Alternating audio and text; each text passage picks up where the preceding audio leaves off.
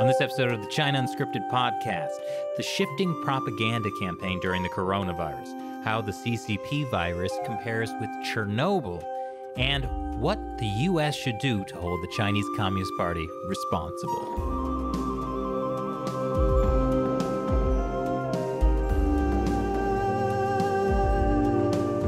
Welcome to China Uncensored. I'm Chris Chappell. I'm Shelley Zhang. And I'm Matt Ganejda, and this show is not actually China Uncensored, it's China Unscripted. Oh, good thing you were there to pick up that ball. I know, Yeah. Otherwise our listeners would not have known, Chris. what? How many shows do we have? Not enough. I think we should do more. Welcome to America Scripted Uncovered. We could just have one show called Coronavirus.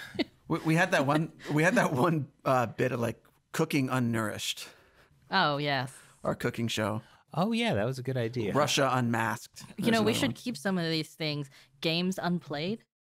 Oh, as our Let's Play channel. Yes. Except we would have to play the games. So Oh yeah, that doesn't make sense. we got to work that out. A little bit. Unfinished games, unfinished. There we go. We just play the first 30 minutes of any game, which is going to be really difficult for Death Stranding because like the first hour of that is just cutscenes. Really? Yeah. Okay. Kojima. Hey, anyways, we have a podcast to get to. And joining us today is Senior Analyst for Strategy at the Center for Security Policy, J. Michael Waller. Thanks for joining us today. It's good to be on your show. Well, we're going to talk a lot about the coronavirus that's been spreading around. Just for clarity, one thing we've been doing on the show a lot to sort of emphasize the responsibility the Chinese Communist Party has in its spread, we've been calling it the CCP virus. So just so nobody gets confused if we use that term to refer to the coronavirus. It's more clinical and specific than corona. I think so. Thank you. So tell us, you've been really looking at the timeline of the coronavirus outbreak, the CCP virus outbreak. How did this all begin? It began in about November last year, and people didn't really know what to make about it in Wuhan. And finally, there was an outbreak in December when things started getting to real concern to the Wuhan scientists at their hospitals. And sure enough, some of the scientists were discussing among themselves that this was a health outbreak issue, and they went for advice and they got none. And in fact, they were persecuted for it and repressed for it. And then the Chinese authorities in Wuhan had to wait for orders from Beijing, which didn't come for a long time. And that's how the pandemic basically broke out. So why did the Communist Party cover this up? Well, they have to cover these kinds of things up, just like the Soviets did in Chernobyl. They have this propaganda line that they're invincible, that they're responsible for everything good, and anything bad in the country is due to outside sabotage or somebody else's fault. So the party can never take blame for anything, but it has to take credit for everything. And in a top-down system like the CCP in China, especially under the current leadership now, Xi Jinping, where he has centralized the apparatus more than anybody since Mao, everyone down the chain is afraid to move and do anything different unless they get approval from the top. And this goes all the way down to the hospitals and the labs and the city authorities in Wuhan, where they didn't dare move until they got instructions from Beijing, which didn't come for a very long time. The Wuhan mayor even tried to kind of point that out when he was getting a lot of flack, right, for not really alerting people. And he was saying, he actually said publicly, which I was a little bit surprised that he would do this. He said that, they had to wait for authorization from Beijing for like public health policy things. Right. Can you imagine the mayor of a city having to wait for the president of the United States to tell him what to do? It's insanity. And so this is the type of system that it bred. And of course, when something like this goes out of control, it's not according to the party script. It's not according to party protocols. And so repression takes place. Anybody who speaks out will be repressed. You saw medical officials and scientists being repressed. You saw citizen journalists disappearing. You saw the scientist or the physician, Dr. Lee, who blew the whistle on this within his own community, coming down with the virus and dying. But he was disgraced until after it was decided to rehabilitate him after he died. And so I guess because of this nature of the Communist Party, we now have hundreds of thousands of people dead around the world. That's right. And trillions of dollars worth of economic damage. And fundamentally, somebody has to be responsible for this, and that's the Chinese Communist Party. We have to hold them as responsible for this as we would for anyone doing any type of damage. If an American chemical company was responsible for the Bhopal incident in India years ago, Union Carbide, and they had to pay out damages, well, same thing with the CCP. CCP is just a private corporation that runs China. It's not the other way around. So, as such, the party itself is responsible for this pandemic. I mean, you know, if American law firms, there's several different lawsuits seeking damages from China. I mean, what do you think the result of that's going to be? Well, a lot of lawyers are going to get rich. Oh, good. America. What a solution, boy. Yeah, and of course it'll be lawyers representing the Communist Party. They won't say they are. They're saying they're representing some Hong Kong company, but it's really they're tools of the Communist Party. There's no shortage of them in New York City and elsewhere who are already been lined up to do the party's work here in America. So they'll clog up our court system for years. Little will come out of it. What I've been proposing is that we simply take what they won't pay, meaning the United States government should default on all of its debts to the CCP. That's about $1 trillion worth right there. The U.S. should not bail out any investment fund or pension fund that has stock in or in other investments in CCP companies, like so many of them do. No bailouts for them.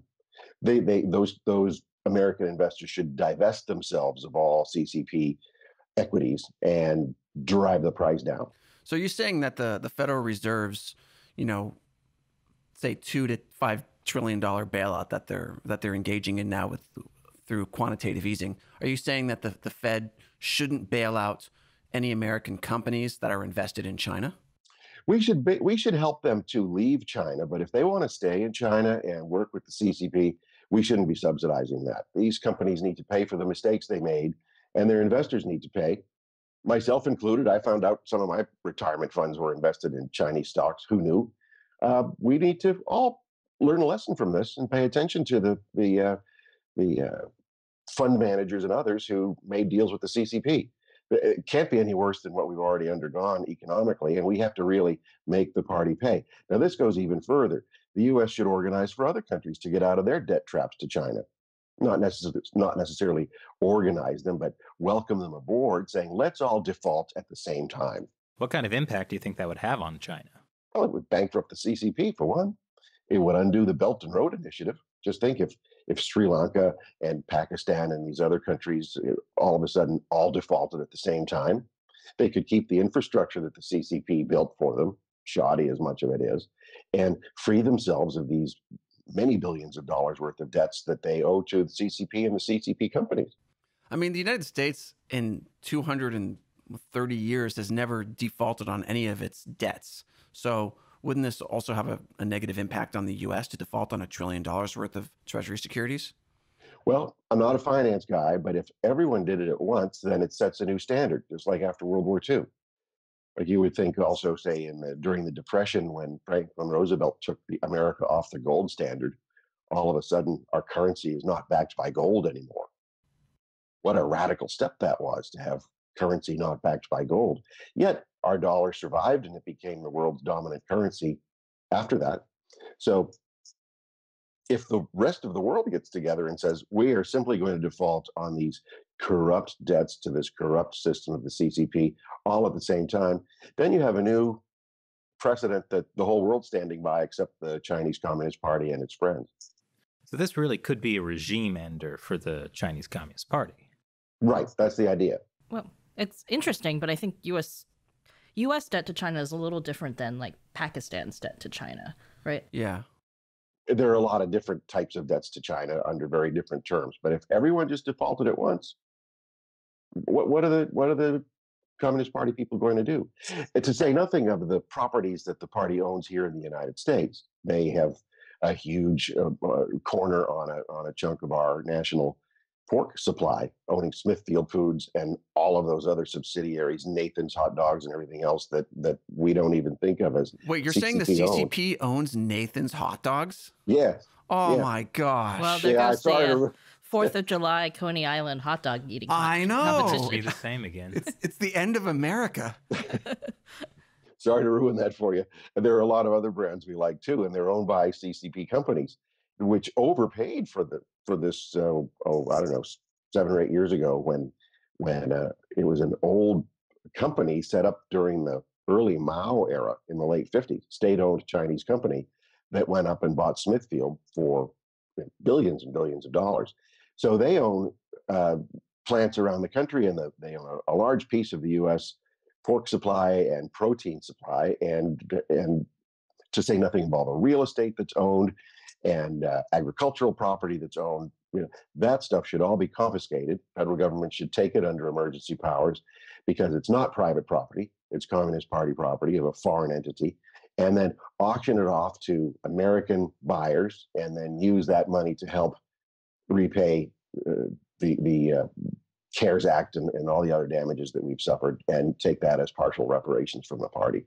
So this seems the crux of what you're saying is, the reason the Chinese Communist Party has so much influence in the United States is because, for years there's been this idea that we should invest in China, and a lot of companies and people were eager to do that. Do you think that people's view of China is going to change because of the coronavirus? I know the Communist Party is really trying to spin a propaganda narrative to not blame them for the coronavirus. Right. And it's so childish sometimes. Like, I didn't do it, he did it.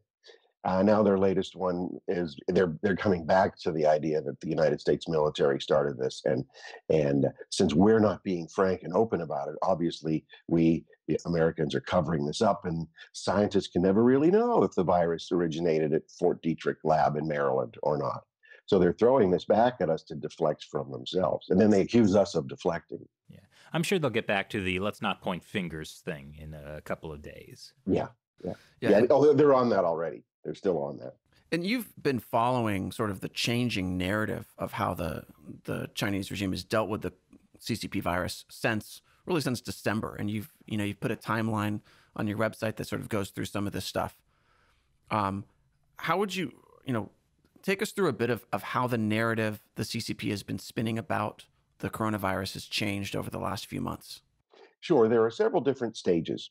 And the first stage, well, whenever a totalitarian entity, or an entity that has to run completely by script, gets thrown off key by some unexpected incident, the first thing they do is clam up. And that is to crack down on people, to repress people, to prevent any news from getting out so that they can figure out what kind of narrative they take. And the central propaganda department of the Chinese Communist Party is bigger than the United States State Department. So they have a lot of people working on this propaganda line. It's developed at various levels, and then it's sent up to the top for approval. And sometimes it's developed at the top and sent downward for enforcement. But everything has to match. So there's a lot of coordination, and this takes a lot of time. And then they have to figure out what kind of theatrics are involved. How do we execute those theatrics made for YouTube type presentations? How do we use it on traditional outlets like Xinhua or the authoritative party publication People's Daily? Or what can we put out on TikTok and other social media channels fronts? And then how does this work in different languages to different audiences? And all that's coordinated. So it took literally 3 weeks from the time that Beijing was alerted to the nature of this outbreak to when Xi Jinping finally came out of hiding. He wasn't seen for 3 weeks. And then around January 20th, he finally made a public appearance and made a public statement. This is what we're going to do. So they did nothing for those first 3 weeks publicly except repress word of things and figure out how they were going to scramble to create their line. Meanwhile, while covering up the facts from us, they prevented the rest of the world from knowing the extent of the virus, and therefore prevented the world from preparing for the virus. Yet at the same time, the Communist Party instructed its operatives around the world to buy up as much Western safety material as goggles, that's face masks, that's respirators, buy it up and ship it back to China. So they're hoarding all of the world's best supplies during this whole period when we could have been warned. About the supplies thing, are Are you saying it wasn't just individual Chinese people buying masks from Amazon, but it was a coordinated effort by the Chinese Communist Party? Yes, yes, this was revealed in Australia, and it subsequently came out elsewhere. And then 3M and some of these other companies recently reported that they had a huge spike in orders from China in January. These were instructions by the party to party-run firms around the world, or firms run by members of the party around the world. So, for example, in Australia, there was a very large Chinese real estate company that dropped everything they were doing to buy masks to ship back to China. Well, I know early on, Taiwan tried to raise the warning. They had experience dealing with the Communist Party and cover-ups of diseases, SARS. Why were they ignored? Yeah, well, this is an important point because Taiwan warned on the 31st, and they started screening people flying in from Wuhan right away. So they warned the Chinese authorities, the health authorities, and they warned the World Health Organization. They were ignored because Taiwan is a non-existent entity. It's kind of like Israel was 30 or 40 years ago, where you can't even say the word because it's not real and therefore it doesn't exist. It might be a so-called breakaway province from the mainland, but it's not a sovereign entity that people should pay attention to, according to the party line. And then the World Health Organization doesn't admit Taiwan as even an observer member because Beijing doesn't want it to be that way. So the World Health Organization, really, it's not so much a health entity as it is a political entity that deals with health issues. So whereas they might have listened to Taiwan, they could not embarrass their controlling entity, which is the Chinese government, by saying that Taiwan has discovered and uncovered something that the party is covering up. How is it that the Communist Party has been so successful at getting the World Health Organization to continue to parrot its message? Like the World Health Organization still says China has been amazingly transparent in the coronavirus, which just anybody can see that that's not true. Yeah, how can you believe anything the World Health Organization says anymore when everyone across the political spectrum agrees that there's a problem? Yeah, the Chinese government, like the Soviet government from a generation or two ago, invested a lot in infiltrating international organizations. Any UN entity, the United Nations bureaucracy, the Secretariat, UNICEF, World Health Organization, and others like that. The Chinese regime used its diplomatic pressure to get member nations of the UN to vote for its favored candidates. Some were People's Republic of China nationals, most were not, but they were those who they knew would do China's work for it in those organizations. So while Beijing never funded very much of any of these entities, especially if it's the world's second largest economy and most populous country, it's a tiny fraction in comparative and absolute terms of what they're contributing to fund them. They really let us Americans fund these organizations, be the largest funder of them, while they controlled them. And we in the US never took these organizations that seriously in recent years, or at least thought there was some mentality, well, we're only one country out of 190 odd countries in the world. We only have one vote. When of course that's not how the game is played. That seems, stupid. How did we get into that situation? Oh, it was that way. Even going well. First, think of it. The United States created these organizations. The United Nations itself was created during World War II with the Allies: United States, France, United Kingdom, then the Soviet Union, and the Republic of China. Not the People's Republic of China. So it's the Republic of China, whose government fled to Taiwan, was a founding member of the United Nations. Over a while, that government got kicked out, but the United States and the Soviets were battling within the United Nations for the world narrative with the superpower competition, and to put its own interests forward, and to also sometimes even solve world problems. So, but the United States lost the vision of what these organizations were for, meaning that the purpose of it was, for our point of view, and from U.S. and France and Britain, the democratic founders of the UN, and the Republic of China on Taiwan, was to advance world interests and their own national interests against Soviet communism. Pretty much gave that up in letting the Soviets infiltrate and take over so much of the UN Secretariat. And in fact, there was a Soviet official, Arkady Shevchenko, who was the #2 official in the UN, who defected to the United States in the 80s and described exactly how the Soviets had done this. Anyway, we didn't learn that lesson, and we allowed then Beijing to take the Soviet place to infiltrate and subvert these organizations. So do you think the United States, after the fall of the Soviet Union, just let its guard down and then China basically took the Soviet playbook? Yes, yeah, we thought, hey, the Cold War's over. We don't need to be on our guard anymore. And oh, by the way, look at these great folks in Beijing who want to make the world a better place and make a lot of us in the business and foreign policy and political establishments prestigious and wealthy. So let's go along with what they want and say that it's really not what it is. I understand you've, speaking of the Soviets, spent many years looking at Soviet propaganda, analyzing that. How would you compare what Beijing is doing to what the USSR did? Well, both types of regimes, I mean, the People's Republic of China model, the Communist Party model, is based on it's a modified version of the old Soviet model. It's modified to special Chinese standards, and it's been upgraded a lot. So it's really a Chinese high-tech version of the old Soviet model. Socialism with Chinese characteristics.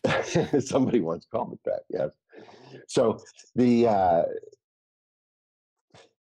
they can't exist without propaganda. They have to propagandize their own people internally, and they have to propagandize the rest of the world about how great they are, how invincible they are, how they are the future of the world, and they're a benign future that seeks peace, and they can't say brotherhood anymore because that's too binary for them. But they humanity's sake and so forth, and they make themselves look as the rising powers in comparison to the rest of the world, which is declining. So let's all go on the Soviet or the Chinese bandwagon because they represent the future.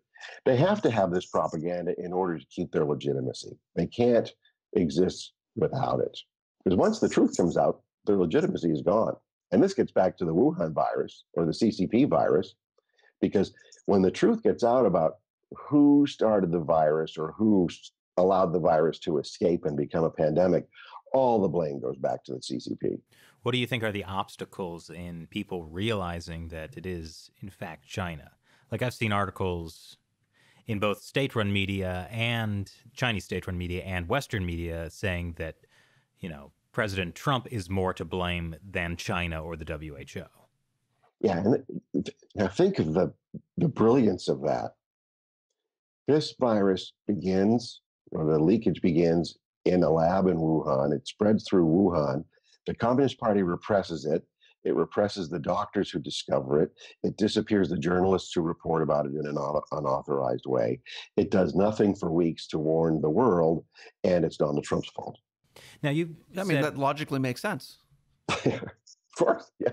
Now, you mentioned that you think it came from a lab in Wuhan. There's been a lot of debate about, originally it was said it came from a wet market in Wuhan. Now the United States is investigating if it actually did come from a high containment laboratory in Wuhan. So you seem to think it was from a lab?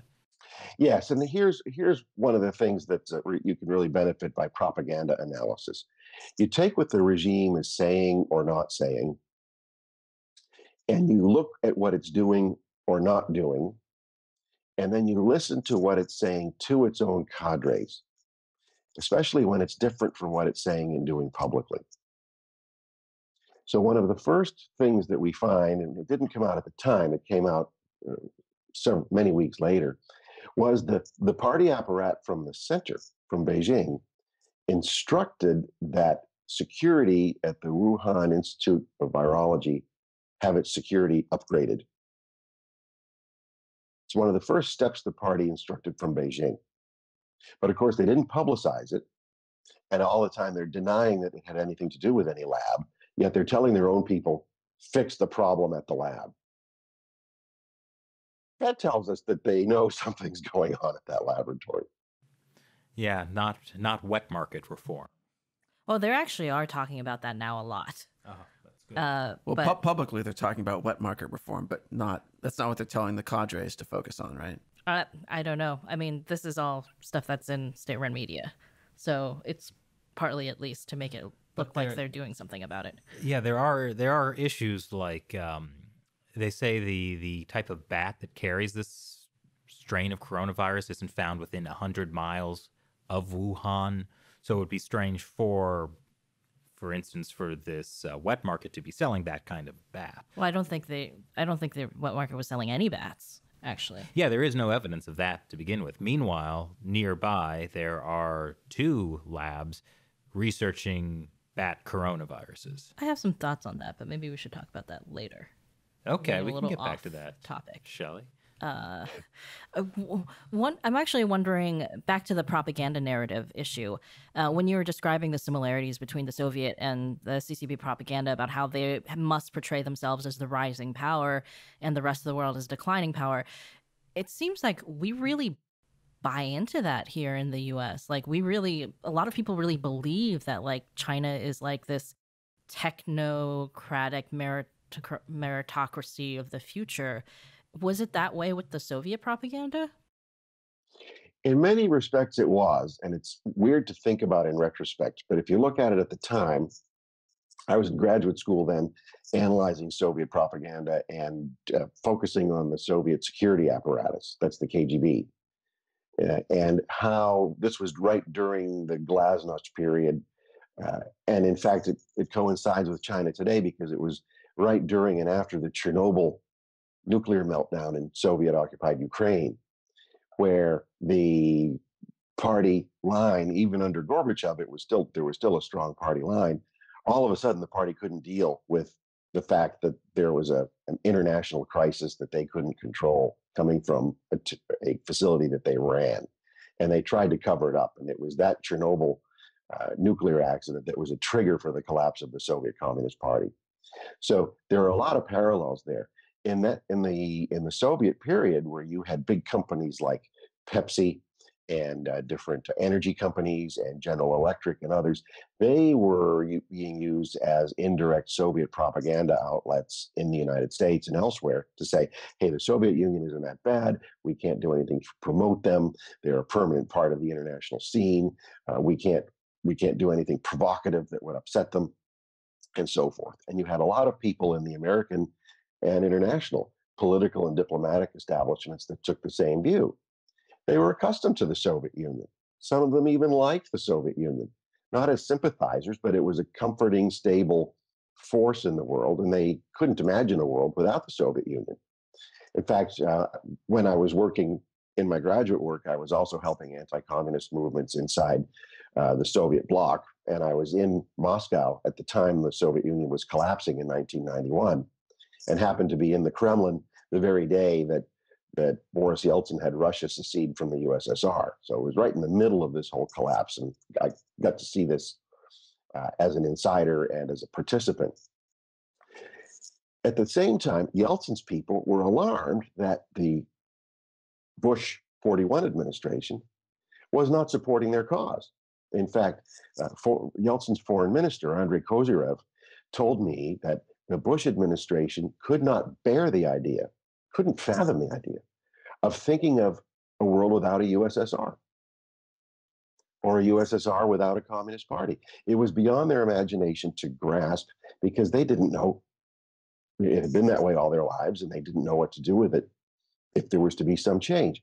The exact same thing's happening today, where people in the State Department, in the many various think tanks, in the intelligence community and elsewhere, cannot believe that there could ever be something beyond the People's Republic of China, or that the Chinese people could ever be ruled by anything but the Chinese Communist Party. It's sort of accepted this. It's not so much resignation to it as it is, this is a fact, and let's just deal with it and make the most of it. That's funny, because there's definitely no country that's run by ethnically Chinese people that has a system different from the Communist Party. Well, but can you imagine, though, the thinking that our foreign policy establishment cannot think beyond the CCP, like as if the CCP is the be all and end all of everything. It doesn't mean that they're followers of Marx and Engels and Mao. It just means the CCP is part of their comfort level, and they can't see anything beyond it. So it's Right. I mean, dangerous to they blame the can't CCP. imagine that it could be like Taiwan because Taiwan doesn't exist. There we go. It doesn't exist, and it should. You're right.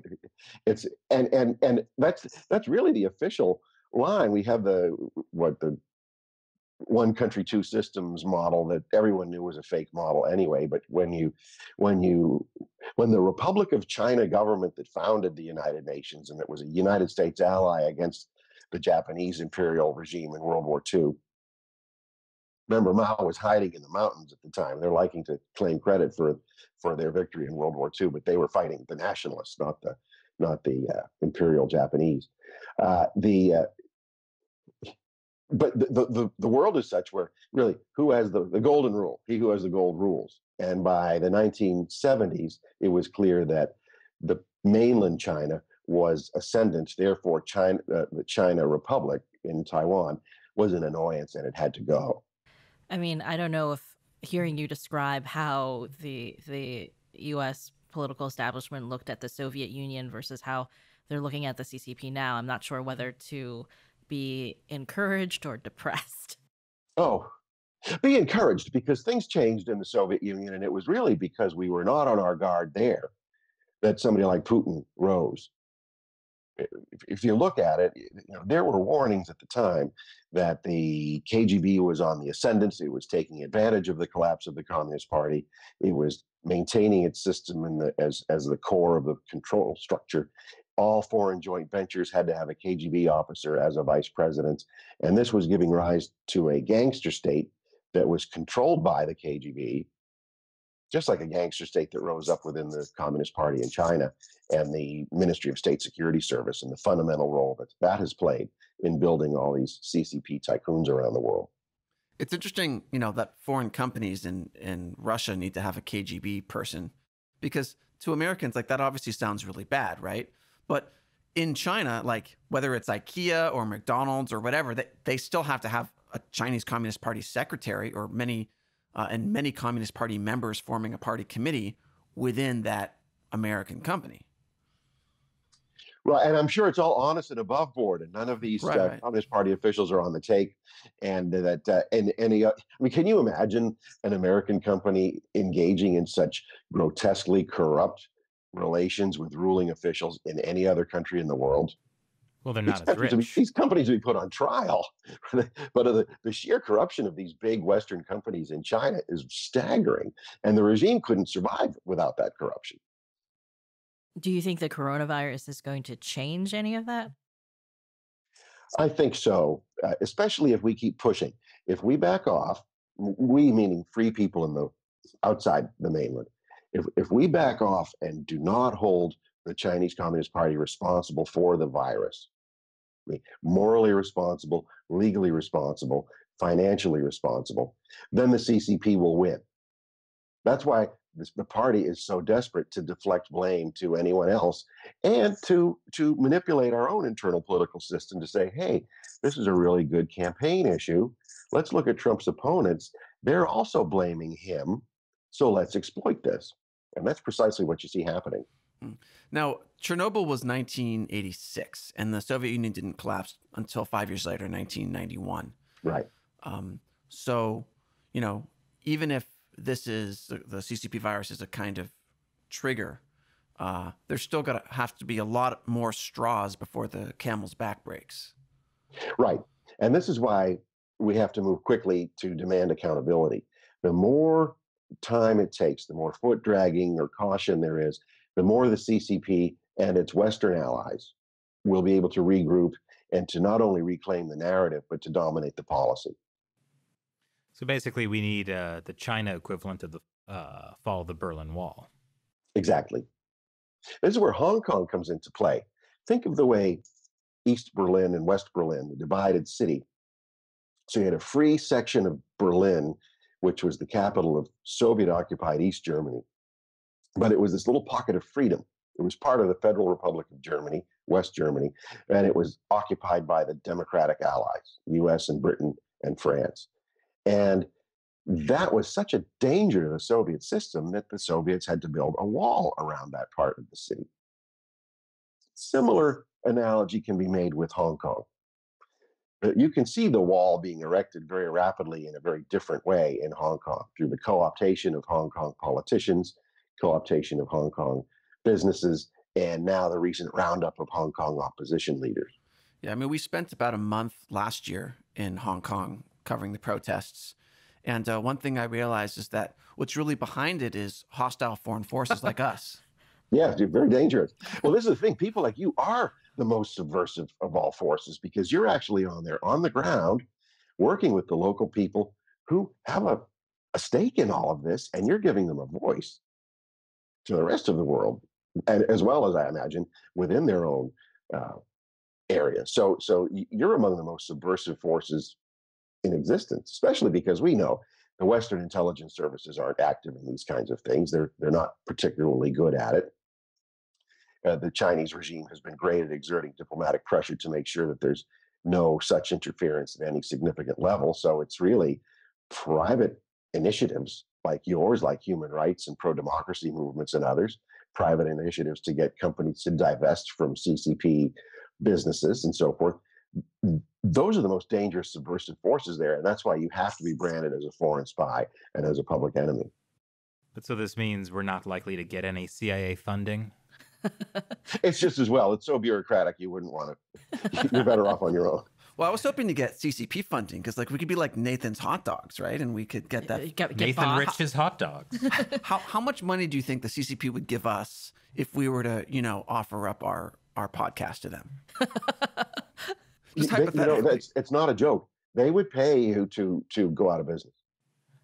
If we were to pursue this business venture, who do we talk to? I would talk to the consul in New York, I suppose. He's involved in a lot of these types of subversive activities. But seriously, if you want to really excel professionally, if you want to make a name for yourselves, if you want to be accepted at all the right parties, if you'd like a slice of a venture someplace, and if it's like maybe an academic or a journalistic chair at a university or at a news organization, the CCP can organize it for you if you change your tone. So you don't even have to go out of business. All you have to do with this podcast is just change your tone. Stop having so many critics on. Have more moderate sounding, reasonable voices that say, we're all in this together. This is all for humanity. Let's all work with the Chinese people, aka CCP in their terms. And let's fight against this common virus as one. Then you'd really take off. You'd probably get get your own channel. This sounds pretty easy. I mean, I've always dreamed of rolling around in a bed of dirty money. Well, when you say it like that, it sounds so reasonable that we're all in it together, and we should definitely cooperate on Beijing's we are. terms. I mean, these ideological extremists who just want to cause trouble, and they just want to cause more hardship for people by destabilizing things in China when the Chinese people need this kind of communist control because that's the Chinese way. And so you outsiders don't really know what you're talking about. And if you do, you're simply out there to cause trouble. Why don't you just join the future of humanity and all work together with Dr. Tedros at the WHO and the good folks at the UN and Henry Kissinger a few blocks from your studio? God, what can money buy that would be worth that? I'll tell you a story about Kissinger. I went to interview him when I was working at the Washington Times 20 years ago this year, actually 20 years ago last month. And it was looking at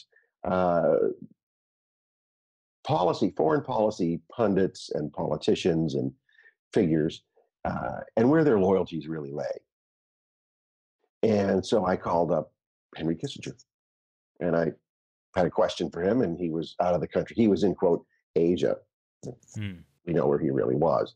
So I thought I wouldn't get a response from him, but I waited, and sure enough, he called back. Now, I had a big family, and it was dinner time, and I got this call, and sure enough, Dr. Varla, yes, this is Henry Kissinger. You had a call for me. I couldn't believe it. I thought it was a prank call, and it was really him. And he knew what the question was because I left it with his receptionist. And the question was, how do you, Dr. Kissinger, as a businessman working with China and as a statesman who gives national security advice for the benefit of the country, how do you separate Henry Kissinger, the businessman, from Henry Kissinger, the statesman? That was the question. It wasn't accusatory at all. Well, he knew the question. He wouldn't let me ask him the question. He kept cutting me off, saying, "Don't you know who I am? I used to be this and that and this. I've written all these books." I said, "Yes, sir. I've read your books. I've read Diplomacy. I've read this. I know." And he was very surprised to know that I'd actually read his books. And he kept cutting me off. And I said, "Sir, will you please let me ask you the question?" And so finally he relented. I asked him the question, "Dr. Kissinger, how do you, as a businessman working with China—" "I don't work with China. I work with American companies working with China." He interrupted. He had to. I said, "Please let me ask the question. How do you, as an American businessman with Chinese business interests, separate your foreign policy advice from Henry Kissinger, the statesman?" And then he said, "What in the world do you think entitles you to ask me such an insulting question?" So from that point, I was blacklisted. And I talked to John Fialka later on, who was then a reporter at the Wall Street Journal. He said he had been the last journalist he knew of ever to ask Henry Kissinger that question, and he was blacklisted. And as John Fialka told me, the blacklist lasts at least 5 years, as did happen with me. That's why people don't ask Henry Kissinger those questions. So what do you mean when you say you were blacklisted for 5 years? What did that mean? Meaning my name was, I was considered a troublemaker, as a not serious person, as someone who's trying to be disruptive of U.S.-Chinese relations. Maybe I was some sort of provocateur or agent of the John Birch Society or whatever it was, some very negative thing that made it so that I would not be invited to participate in events, foreign policy events. I wouldn't be given access to certain people to interview. I wouldn't be allowed in certain social circles, which really wasn't a big deal for me because I'm not interested in being around those kinds of people. But it's that type of thing that kept me away from any opportunities to get inside information from inside sources on a whole lot of other things pertaining to China or anything else in the world. So I was never part of that sort of Brookings institution, Henry Kissinger type political and diplomatic establishment. I mean, that could be a career killer. Yeah, of course. Yeah. So that's why there are so many kiss-ups in academia and in journalism, because they don't want to get blacklisted like that. To me, it was a badge of honor. You know, hearing this kind of makes the situation we're in make a lot more sense. Well, you think you have a PhD from a good university, research university. You graduated first in my class. My dissertation was on the Soviet KGB and under Gorbachev and its reincarnation under Boris Yeltsin. It was the only academic work of its kind at the time. It came out right after, predicted the rise of Vladimir Putin, and I can't get a job at any research university in the United States as a full professor. And I'm not the only one. There are a lot of people like me. Yeah, we've definitely spoken to, like, for instance, some people in the U.S. military who did not have much of a career after criticizing China, let's just say. Yeah. And in the intelligence community, you think of intelligence officers, they're not ideological. They're just good intelligence officers, or they might be of any political persuasion. But their analysis is good and it's solid, and where they have a different point of view, they all work together to kind of find a common consensus about the intelligence product that they're creating. Those guys don't get promoted through the system. Look at General Spalding, who was on the National Security Council staff. He was a B-2 pilot, Air Force Brigadier General, linguist in Mandarin, lived in China, and he was booted off the NSC staff. Yeah, we've had him on the show. We've talked to him a couple of times. It's one of the examples, definitely. Well, so do you think this is changing, especially with the coronavirus, the CCP virus? It is. It's changing, and it's not to depress. Shelley said something. She was feeling kind of depressed. Be happy, because it's changing in a good way. All we have to do is just be persistent. When you have everyone from supporters of President Trump to the Washington Post to the New York Times, all saying pretty much all in agreement, hey, the CCP is responsible for this virus somehow. It probably didn't come from a wet lab. There's a lie. There's an official lie that's being perpetrated. People have wised up to that now. You can talk about CCP disinformation and propaganda in polite company now. Maybe not at Kissinger's parties because I don't go to them, but it's no longer considered fringe or extreme or out of the ordinary to talk about this because it's striking everybody and around the world. So it's not just the United States, that there's something really sick with this Chinese regime. It's wrong. We can all turn our eyes away because we want cheap iPhones or computers or whatever crap we might buy on, Amazon or whatever else. We're starting to recognize, well, wait a minute, if we can pay extra for quality grown, say, food or for things that were manufactured ethically, why can't we pay a little more for products that are not made in communist China? And so the public is starting to realize there's a price we have to pay, whether it's for the reliability of the supply chain or slave labor or whatever other things that people are recently waking up to, that the game will be over for the CCP if the rest of us keep pushing and hold decision makers accountable. So it really seems like history is repeating itself with the fall of the Soviet Union and what's happening with China right now. Yeah. And you had the same political fighting. When Reagan was elected president, and even in his reelection in 1984, a lot of his opponents were saying he wants to start a nuclear war. He's a real danger. We have to get rid of him. And this was also echoing Soviet propaganda. Some Americans were consciously doing it, and some were just doing it because it was a handy political theme. What I'd like to see here in the 2000 election, because it's such a widespread issue, is if the political leaders in both parties could simply say, the Chinese Communist Party is to blame for this. Let's hold the Chinese Communist Party accountable. And then we can fight about how to do it among ourselves as an election issue. I mean, I've always wanted to see Donald Trump and Nancy Pelosi hold hands and, talk about their feelings towards China. And actually, she's been pretty good on certain China issues, because San Francisco Chinatown is in her district and it's not all taken over by the CCP yet. So she's been a great supporter of Taiwan in many ways. The House in the past few months passed a unanimous resolution supporting the Taipei Act. So it's not like she doesn't know, and it's not that she's pro CCP, which some of her actions might benefit CCP, but she's really not pro that way. It's just a question of there's so much internal political turmoil here that it's easy to use this stuff as a weapon, which the CCP recognizes. And this gets back to its propaganda themes. If you look at the party propaganda and trace the timeline, you'll see not only how certain CCP propaganda themes have infiltrated into American media discourse and punditry and political discourse, but also the other way around. How the CCP has borrowed catchphrases and trigger words from American politics and thrown that back at us to politicize the issue, to use the coronavirus as a weapon to get us to fight amongst each other instead of fighting the CCP. Oh, yes, we've definitely seen that. The racism thing, especially.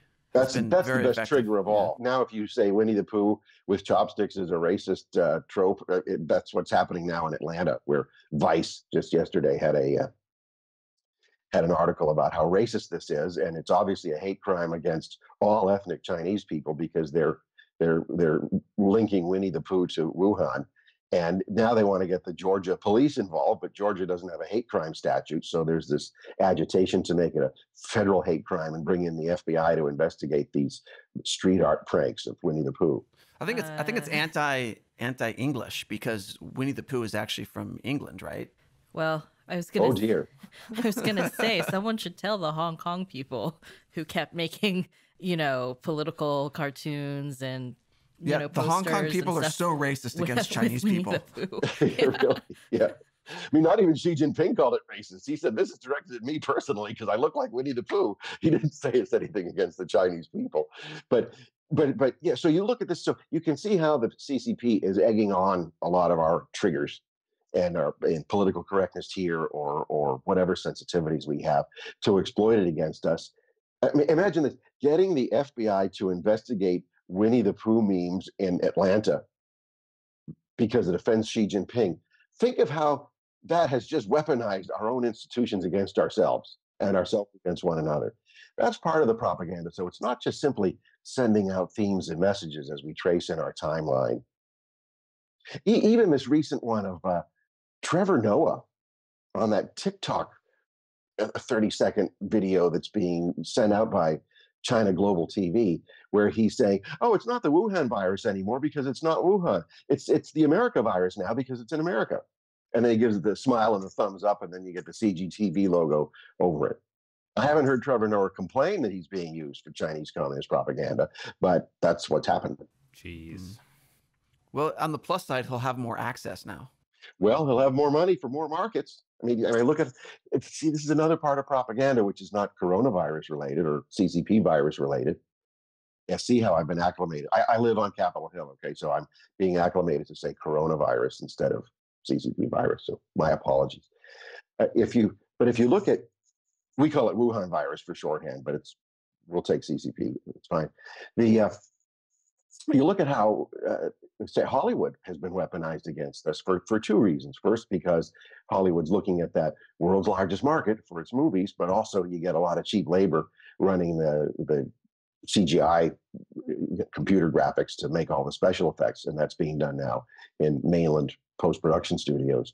So you have those two things that take the actual themes away from movies, whether it's something like the re-release of Top Gun. Right, get rid of that Taiwan flag on his jacket. Right. Yeah, it was the Republic of China flag, remember? Because it was an old World War II type jacket where the Republic of China was being run out of Peking. It was not yet a Taiwan flag. So the old Republic of China flag had to go.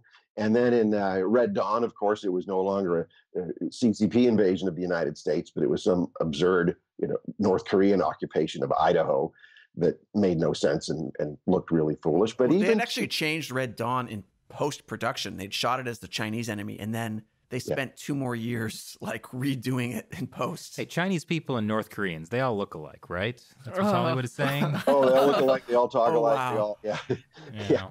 That's true. No one criticized them for that, huh? No. Yeah, but this is pressure coming from, whether it's overt pressure to force conformity or it's reverse pressure, meaning you want to do business with us, let's see a better product from you that doesn't offend our party sensitivities. Either way, they've gotten Hollywood to change entire scripts. When have the Chinese communists ever been the bad guys in a movie? It's been a long time. When has Mao been a supervillain? I mean, I have to think back to a Richard Gere movie from the 90s. Yeah. Red Corner is what came to mind. Yeah, or the 7 years in Tibet, right? Yeah, the Fallout video game series, fortunately. That's a nuclear war between the U.S. and China. Yeah. So, but there's very few. That plus, of course, China Unscripted. Yes. All right. Well, thank you so much for joining us today. I feel like we should have you on again to talk about some more of these like Soviet Chinese Communist Party propaganda techniques. Oh, and we didn't even get into the timeline. It's if you want to take a shortcut to it, go to communistpropaganda.com. That's a great URL. Well, I used to have governmentofchina.com, but then I let it lapse and somebody else got it. But the communistpropaganda.com is the shortcut to the Center for Security Policy website page, where we've got, as of today, it's about a 150-page long day-to-day tracking of CCP propaganda themes, Chinese government actions, and then other actions in response. So that tracks as much of it as we can. It's really cumbersome, but it's really detailed. And you can see, because everything links to the original source, how the line is developed and how it changes, how Western societies respond to it, and then how actors, even in American politics or the media or whatever, end up embracing it or pushing it, or how those actions are thrown back at us. Whether it's sympathetic to Beijing or even hostile to it, the regime has all of us targeted somehow to figure out how to provoke any of us, for better or for worse, into saying or doing something that will benefit the regime. I mean, it's so important to have documentation like that, because we're definitely seeing a lot of selective memory, even from 2 months ago in the US, about like how the virus started, or, why didn't we lock down America in, early February or then of January, just like forgetting exactly the how WHO told us not to. Forgetting how this whole thing happened. Yeah. So, yeah. Yeah, and tracking the WHO line is also in the timeline. But if you go back, Oh, great. some of the first to say Chinese coronavirus was the CCP itself, until the CCP said you can't say that because it's racist. Oh yeah, they went back and started erasing replacing their old headlines that said Wuhan virus. Well, I mean, the Communist Party itself is kind of racist. I mean, look at how they target people based on ethnicity in Xinjiang. That's a whole different topic. That's true. But yes, we will put a link to communistpropaganda.com. Communistpropaganda.com is the direct link, and it's at the Center for Security Policy website. All right. Well, thank you again for joining us. This was really depressing, but also quite encouraging. Oh, yes. it should be uplifting, because there are so many opportunities for us. All we have to do is fight back and not give up. And you guys can't give up unless, if I see you at certain parties or I hear news, I know you've been co-op. Other than that, keep doing what you're doing. Don't worry, we don't have that kind of party culture. All right. Yeah, thanks. Take care. Okay, well, be good. Bye-bye. Oh, hey, before we wrap up, Shelley, you said you had something you wanted to talk about the labs. Oh, well, now the labs are a big, controversial talking point again, right? Like they kind of, it was something that had been brought up at the beginning of the coronavirus, but then outbreak, but then kind of slowly petered out. And now it's become almost in the US like a partisan political thing, since a lot of the people talking about whether it came from a lab are Republicans. So, well, except for the U.S. intelligence agency that's looking into it. They're looking into it, but like the way it's being reported on is interesting, because like I've seen news organizations or reporters compare it to like the Iraq WMDs thing. My gosh. So it's already being kind of like pre-smeared before we have sort of the finished idea looking into that it. like this is Trump trying to distract from his own Oh yeah, or the failure, Republicans that in line. general trying to distract, because I don't think Trump has come out saying anything about that really. Yeah, I saw a press conference where like a reporter asked him that, and he was like, "You know what U.S. intelligence agents tell me? They tell me a lot." Yeah, there's plenty, because we used that clip in the. Oh yeah. They tell me plenty. They tell me plenty. Yeah, but so there's no way of knowing what. But I think Senator Tom Cotton was one of the first people kind of publicly talking about this, and then he's been smeared for it because people kind of were like, he's accusing people of saying it's a conspiracy theory about bioweapons or whatever, and then he had to keep coming out and saying, I did not say it was bioweapons. I did not say it was bioweapons. Yeah. And he had a recent op-ed in the Wall Street Journal where he kind of laid out his case for the lab leaks. And that's a lot of the evidence that we talked about in that episode of China Uncensored. But I think what's interesting about this is I don't know that it came from a lab. Like J. Michael Waller, he was sure that it came from a lab. But what do you guys think? I mean, I definitely think it is a very probable explanation. I don't know if we're ever going to have a definitive answer to it. I mean, I don't know. It might be like one of those things where after the Chinese Communist Party falls and, like in East Berlin, like you get access to all the Stasi files and then or the old KGB files, and then like everything that has happened. Yeah, I mean, I do believe that it's possible to have come from a lab, that just basically there was an accident, a leakage, mainly because I believe very strongly in the power of human incompetence. That's beautiful. I've always admired that about you. I think My incompetence. Oh, I thought it was his belief. I wasn't going there with it. Wow. Okay. Suddenly it's tense. Well, actually, what I was wondering is, I think an interesting reason that people are believing the lab thing again, which I'm kind of with you guys where I'm like, it's possible, but I'm not ready to say it's definitely the lab. One reason also is because there have been multiple diseases that have come from wet markets, like bird flu.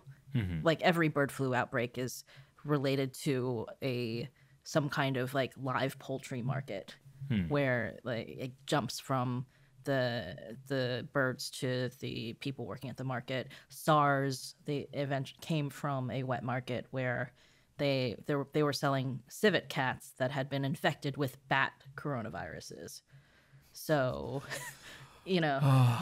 that's it's not impossible for it to be just a natural thing that happened. And I think one reason that the Communist Party is pushing back so hard on the lab leak idea is because they think that if it's a natural, like zoonotic thing, they can push the blame off more. It's exactly what they did with previous natural disasters, like the Great Famine, right, which was caused by the Great Leap Forward. But in China, people were told that this was a natural disaster that happened. What's the Chinese term? It's like the 3 years of bad weather. I forget the actual term, but right. But yeah, the idea that like we were not responsible, it was just bad luck. It was like an act of God. Yeah, well, except not God. It was an act of Mao. Well, it was an act. Well, I mean, he told everyone to like not work in the fields and instead produce useless steel in their backyards, and so the crops rotted and. Yeah, I mean, it was a little more complicated than that, but yes, it was basically caused by the Great Leap Forward. Right. But the whole idea, I think, is that they want to like get the attention off the labs because that makes them more culpable. But I actually don't think it necessarily makes them that much more culpable. I think that the worst thing they did was not accidentally leak a virus from a lab or let it happen in a wet market or whatever. You could argue that they're also culpable for allowing these wet markets that people have said for decades are going to breed diseases to keep operating the way they are. So it's mostly, I think, that the cover-up that we've talked about so much time, like that's why they're actually responsible for. And the that makes CCP everything virus. else they do seem super shady as well. Like if you are transparent about it, then it's like, oh yeah, I can understand how like a mistake can happen.